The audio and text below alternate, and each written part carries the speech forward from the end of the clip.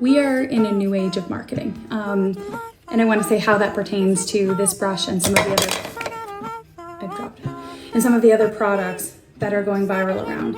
And to go back in time, to think of some of the first things and what was changes, think like the show Mad Men, way back in the day when there weren't cell phones and most people got their marketing and their information from their friends and from magazines and newspapers.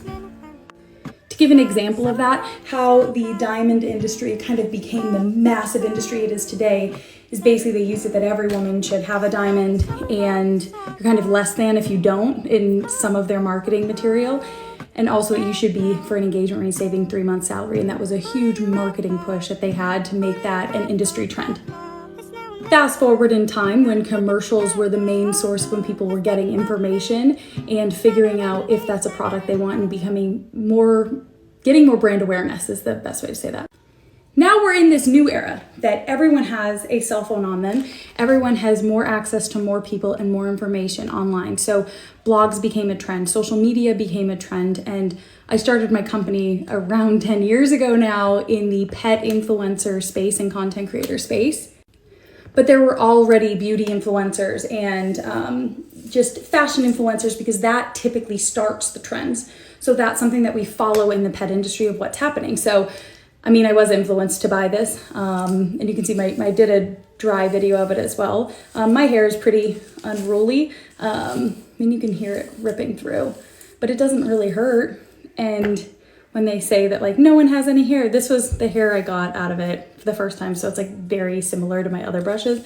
So that I like it, it's fine.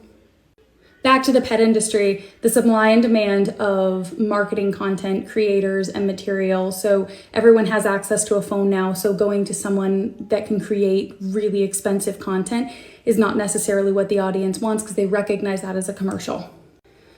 So the over-curated influencer feeds are going down in popularity, and we're seeing that on the back end on the pet side. We're going more towards an organic partnership with brands. And that's how our partnerships with brands have really shifted in PR firms. They've shifted significantly over the past few months and will continue to shift. Over the next 6 months, I think the whole industry is going to go more organic and more genuine partnerships. And I'm going to use myself as an example because I was influenced to buy this because of the type of hair I have. And I'm honestly using some of these as a test to see how it's going to go for me and what we're going to be working with influencers on in the future. And this type of link is something that I think people are going to gravitate towards. Increase brand awareness and reduce cost.